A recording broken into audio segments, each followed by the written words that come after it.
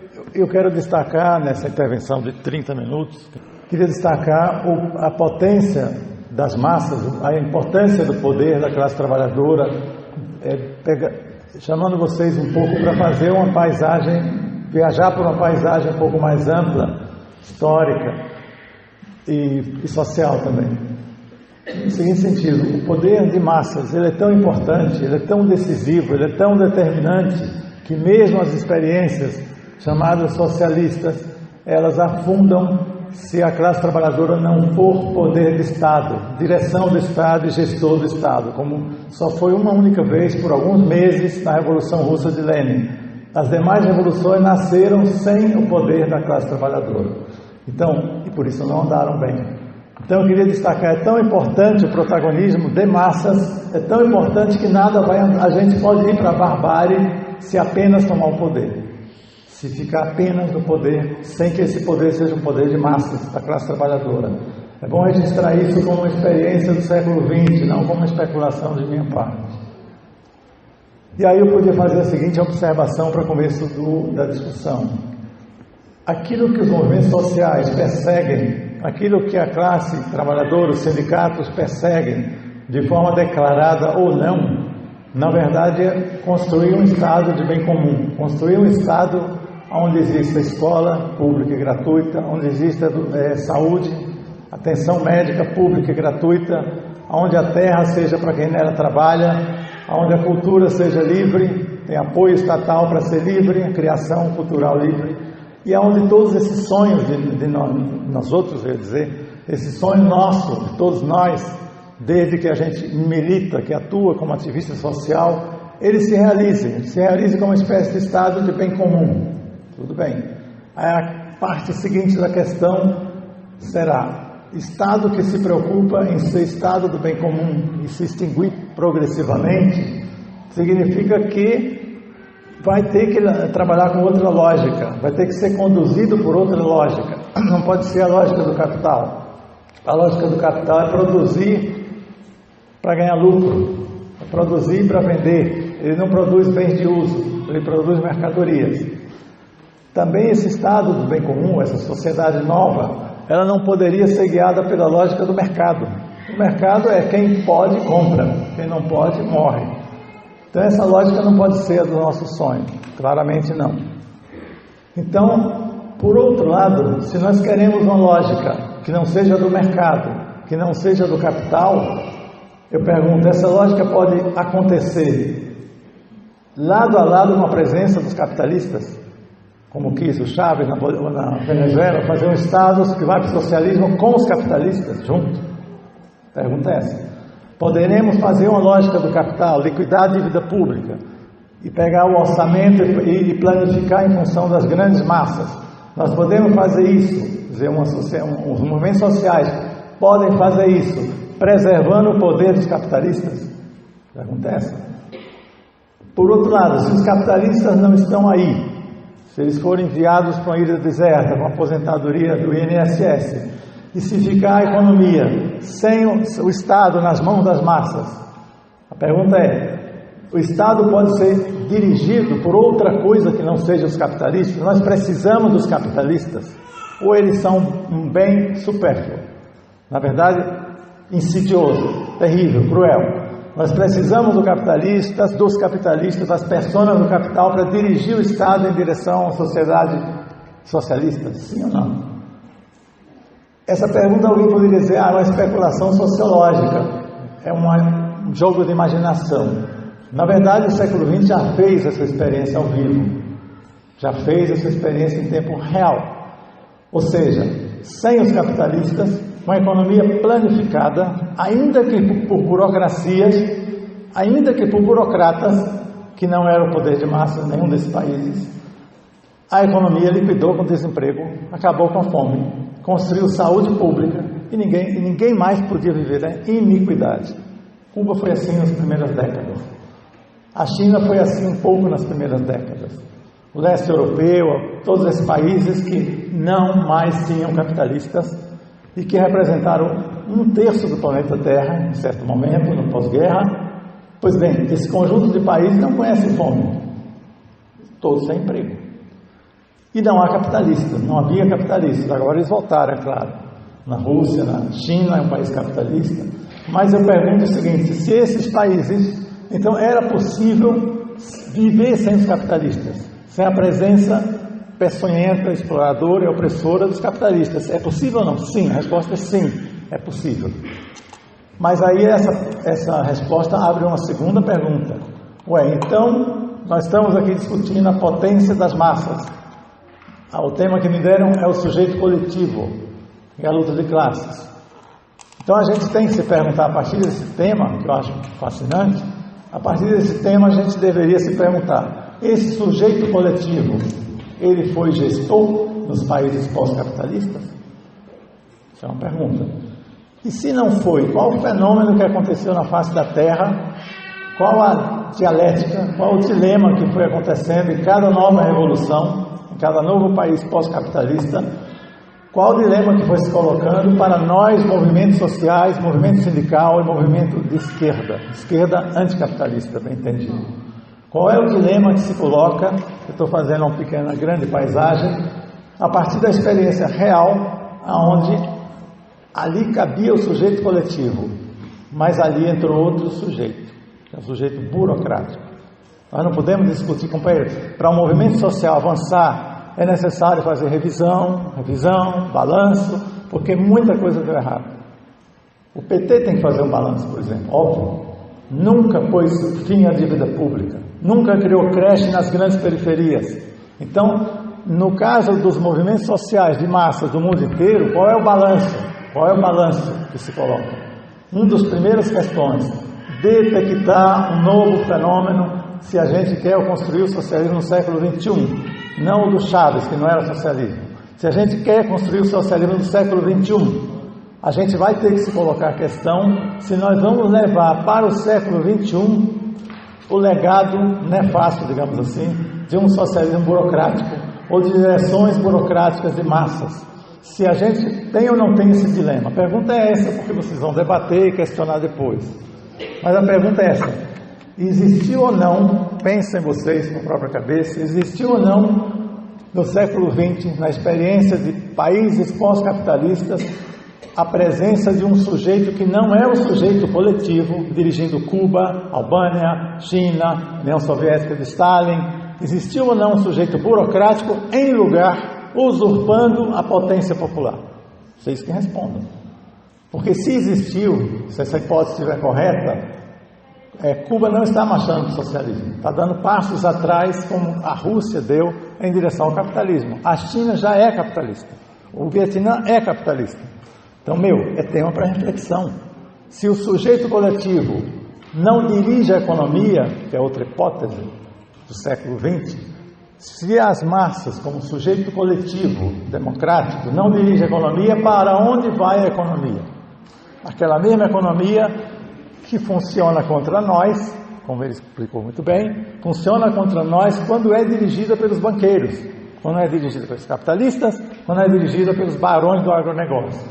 Essa economia funciona contra nós. Agora, se ela não é dirigida pela potência popular, pela classe trabalhadora, a que lugar ela vai? Para que percurso ela vai fazer? O século XX é muito evidente para mim, pelo menos como discussão que eu coloco. Conduz a derrotas.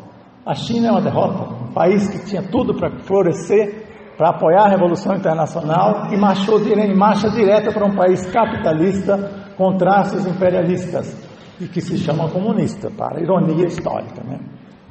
Mas isso a gente vê toda hora, não vê só em escala da China. Então, se é assim, então a pergunta continua de pé. Se a economia não é dirigida pelos capitalistas, que, como eu disse no início, são supérfluos, eles são obsoletos, eles só levam a humanidade para a barbárie. Se não é dirigida pelos capitalistas, por quem ela deve ser dirigida? Eis a questão. Se não é dirigida pelo sujeito coletivo, a classe trabalhadora, em primeiro lugar, os movimentos populares aliados da classe trabalhadora, se não é dirigida por esse sujeito coletivo, ela não vai ao socialismo. Essa questão para mim está meio que clara. Nós não vamos ao socialismo com direções burocráticas, direções que substituem o poder da classe trabalhadora. Não. Depois vocês podem colocar questões, dizer, mas Cuba é democrática. Não. Cuba é um país pós-capitalista dirigido por uma burocracia. Nada mais do que o que se reproduzia em outros países do leste europeu, na União Soviética de Stalin, não de Lenin, mas é esse o quadro do século XX. Entrou em cena o sujeito burocrático, em lugar do sujeito coletivo que a gente tanto quer. Vocês estão aqui por isso, eu acredito. E se é assim, a pergunta seguinte pode ser: você está dizendo que existiu sim uma revolução que durante meses foi dirigida pela classe trabalhadora, sim. Essa revolução em seguida foi soterrada pela invasão imperialista de 14 potências industriais que invadiram a Rússia de Lenin, e aí ela virou uma fortaleza militar, tentando resistir como fortaleza militar, e no militarismo não há democracia, você tem que defender, e finalmente degenerou. A Revolução Russa degenerou. Aí vem Stalin. Stalin é a representação burocrática da contra-revolução. Se é que tem alguém do PCdoB, defende o contrário. Se é assim, se Stalin é a representação burocrática da contra-revolução, e ele é, então nós temos uma questão. Tirando essa revolução, todas as outras já nasceram burocratizadas. A Revolução Cubana não nasceu com os soviets. A Revolução Cubana, as massas não dirigem os hospitais. Eu já estive lá um bom tempo. Não dirige hospitais, não dirige a economia, de jeito nenhum. O parlamento é uma farsa. Dirigida, só quem o partido permite que vai ser eleito. Tem censura política brutal, absolutamente brutal. Um trotskista não pode falar em público na Cuba anterior. Então, se é assim, a questão que se coloca será: essa burocratização começa antes? Eu já dizia que a China nasceu burocrática. A China não nasceu com um órgão de massas dirigindo a economia, que é o projeto de Lenin, claramente. Então, se a China não nasceu assim, a pergunta é: começou antes? Os movimentos sociais, o movimento sindical, antes da tomada do poder, Brasil, Argentina, Bolívia, etc., eles são movimentos sindicais, sindicalismo de base? Eles trazem o germe do socialismo ou tem burocracia na sua direção? Pergunta essa. Porque eu dou dois exemplos importantes aqui, recentes do país, para tentar passar a ideia antes que o meu tempo se esgote. Passar a seguinte ideia. A dificuldade dos movimentos sociais em representar a potência social da classe trabalhadora, a dificuldade dos sindicatos e da esquerda, quando toma o sindicato, de representar a potência do sujeito coletivo, essa dificuldade, ela está presente todos os dias, é um grande desafio para nós, para os que aqui estamos, fazendo balanço, evidente, da experiência brasileira, para nós que aqui estamos e que desejamos, almejamos uma sociedade onde o sujeito coletivo seja o elemento gestor, o protagonista e quem dá direção ao movimento da economia, que de outra forma a economia anda para trás, em Cuba está andando para trás, ninguém nega isso. O Vietnã é neoliberal agora, que tal? A gloriosa revolução vietnamita produziu um Estado neoliberal, que tal? Porque é burocrático. Eu dou dois exemplos recentes. A UNE, por exemplo. A UNE é um aparelho burocrático e que já é um embrião de um problema se a gente vai ao poder. Se vai ao poder com essa concepção, o que a UNE fez com a reforma da Previdência? No dia da aprovação da reforma, da nefasta contra-reforma da Previdência, a UNE estava em Brasília. Tinha um ônibus do país inteiro para fazer o seu congresso, em julho. A UNE parou Brasília? Alguém lembra disso? Ela fez uma marcha simbólica no dia seguinte, no Requiem, quando a reforma já tinha sido aprovada pela casta política. Não fez. A UNE não parou Brasília. A UNE estava em Brasília, tinha ônibus do Brasil inteiro, cara. Não parou, não bloqueou pista, não fez um ato internacionalista de barulho, bloquear a pista estrutural, a pista do eixão, a pista do eixo estrutural e parar, chamar os estudantes, secundaristas, etc. A UNE tem esse poder material, mas não faz isso. Então é uma burocracia. Eu estou tentando chamar a atenção nos minutos que me restam de que os movimentos sociais se almejam, isso que o Percy colocou como tema, se almejam ser sujeito coletivo, tem que começar antes da tomada do poder. Tem que começar antes, fazendo sindicalismo de base, escolhido por escola, por exemplo. A UNE tem que ser escolhida em sala de aula, tem que ser muito mais democrática, permitir a pluralidade de tendências, e se tem uma greve, organizar um comitê de greve que vá além da direção do sindicato, que inclua a galera que está nas barricadas. E aí sim você representa a poder, a potência popular. O exemplo outro é da CUT. A Dilma, não sou dilmista, mas a Dilma foi derrubada ilegalmente. Foi golpe de Estado. O Lula foi preso ilegalmente. Eu não sou lulista, mas o Lula foi preso ilegalmente. Que tal? E aí nem o Lula, nem a CUT parou o Brasil. Então deixou que o Lula, ou ele quis, não me interessa, mas assim, a Dilma caiu pacificamente por um golpe de Estado. A CUT não parou o Brasil. A CUT não parou o Brasil para barrar a reforma da Previdência. A CUT não parou o Brasil para impedir a prisão do Lula, que é ilegal. Ou é ilegal ou não é? É. E onde está a força do Lula? Estaria no movimento sindical. Obviamente alguns alegam que não tinha espírito. Então cria. Qual é o papel da direção? Criar o espírito de combate. Não é aplacar o espírito de combate. Não é fugir como Evo Morales. Fugir do combate e deixar as massas entregues à repressão. Esse é o líder progressista latino-americano. Covarde. As massas estão apanhando nas ruas, estão enfrentando a repressão, o movimento sindicalista está enfrentando a repressão, e ele não foi capaz de aliar os indígenas, os mineiros, e barrar o golpe de Estado. Esses são os líderes progressistas. Então, nesse sentido, eu acho que, embora a minha visão de paisagem seja crítica, ou autocrítica, porque eu ajudei a fundar o PT, embora ela seja crítica, ela tem que ser, eu espero que alguns de vocês, pelo menos alguns, ouçam no sentido comum de que a gente tem que ir para além da fraseologia do sujeito coletivo, que enche a boca, e discutir como construir o sujeito coletivo, de fato. Como fazer um sindicalismo de novo tipo. O sindicalismo pela base, como fazer uma uni ou uma contra-uni não burocrática, que para ela não era um problema que aprovasse a Previdência. E a CUT, que é combativa, em certos momentos, como em 18, ela foi bem combativa, deixou passar a reforma da Previdência imóvel. E ela tem o poder dos petroleiros, sim, dos bancários, sim, que pode parar a economia e fazer o que quiser no Brasil. Vamos colocar assim. Então existe um fenômeno novo no século XX, que está atravessando no século XXI, que é, ao invés do sujeito coletivo ser construído a partir da base pelas direções de massas, está se levantando direções de massas burocráticas, a imagem e semelhança do socialismo real. Ou alguém acha que Cuba e Vietnã são países que foram socialistas e degeneraram? Como é que vocês podem imaginar um socialismo sem povo? O povo nunca foi poder no Vietnã. Não há socialismo sem povo, não vai a lugar nenhum, não foi a lugar nenhum.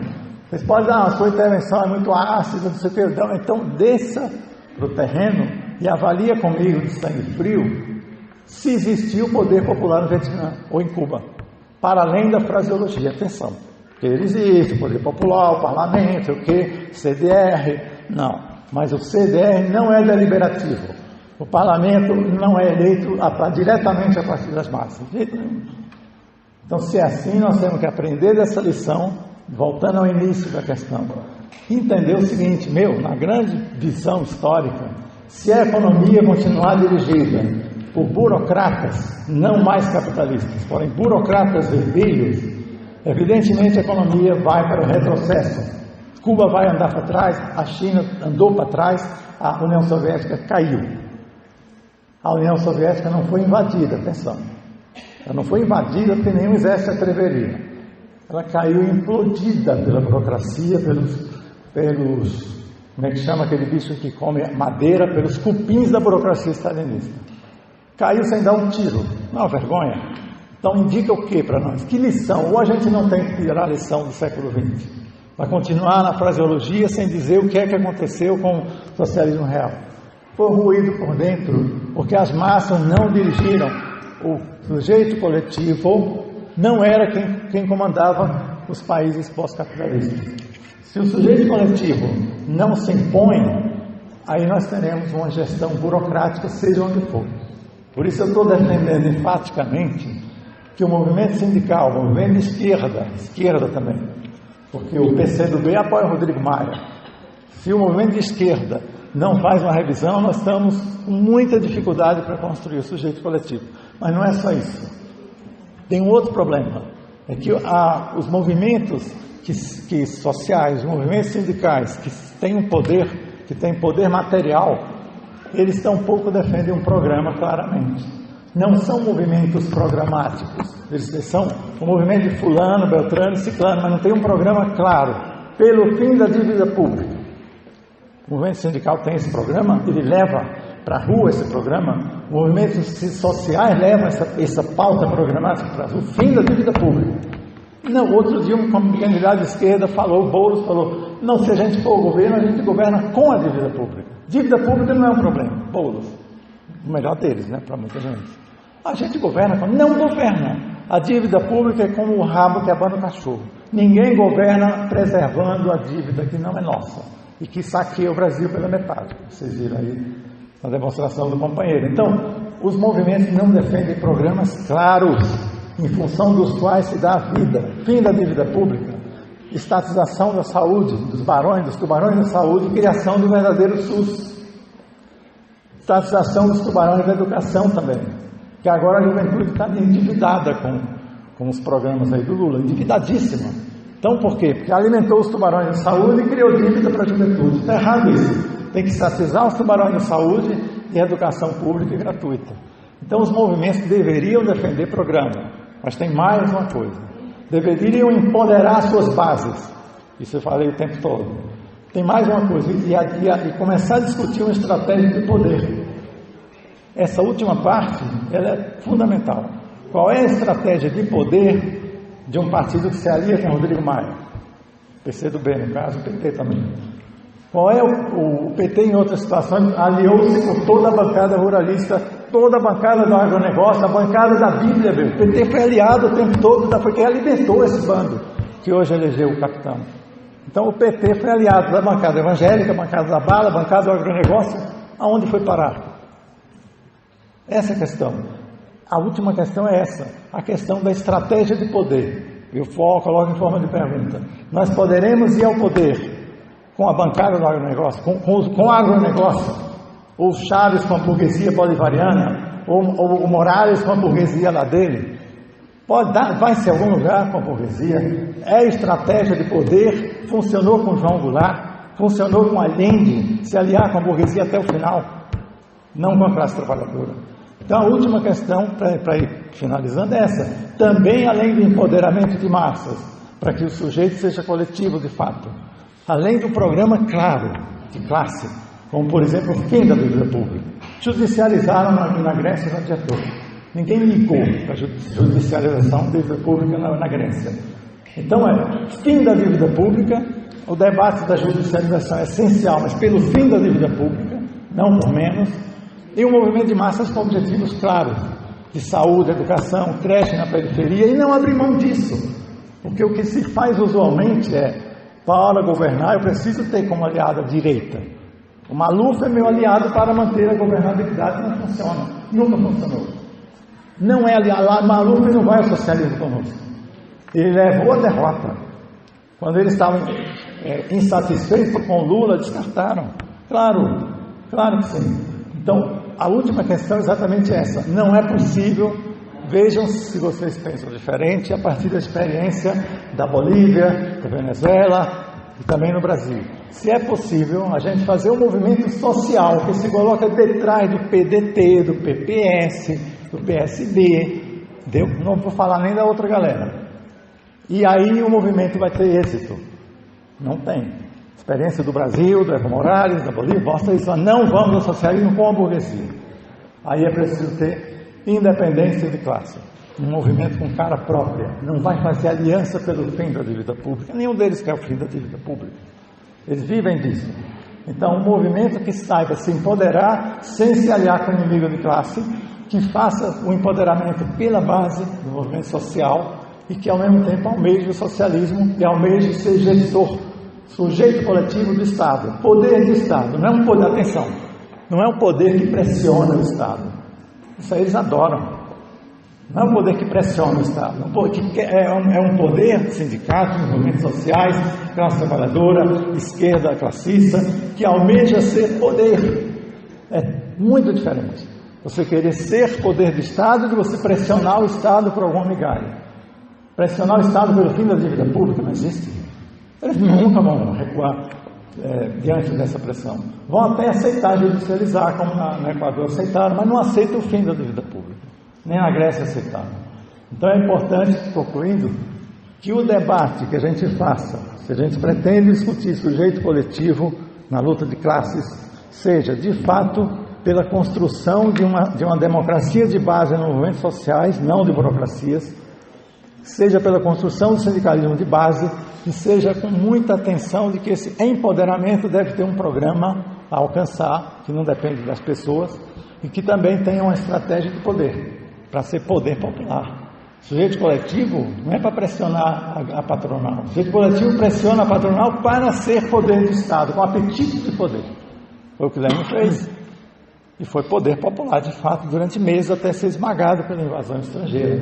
Então, que aquele sirva de exemplo para nós, porque o resto, que veio depois, não é exemplo. Na minha hipótese, não é. Mas a China, como China, cara? Se você tem todo o poder, a China não foi invadida por nenhuma potência imperialista mesmo. Tem a maior população, por que ela não avançou para o socialismo? Por que não? Por que não fez o internacional de massas? Por que não desenvolveu o poder popular? Por que não desenvolveu o sujeito coletivo para fazer a gestão da China em direção ao socialismo? A resposta é, porque o século, companheiro, aqui eu termino, o século XX foi atravessado, depois da Revolução Russa stalinizada, foi atravessado pelo seguinte dilema: ou a gente constrói o sujeito coletivo para ser poder, desde o sindicato, ou a gente vai dar passagem ao sujeito burocrático. O resto a gente já conhece em tempo real. É isso.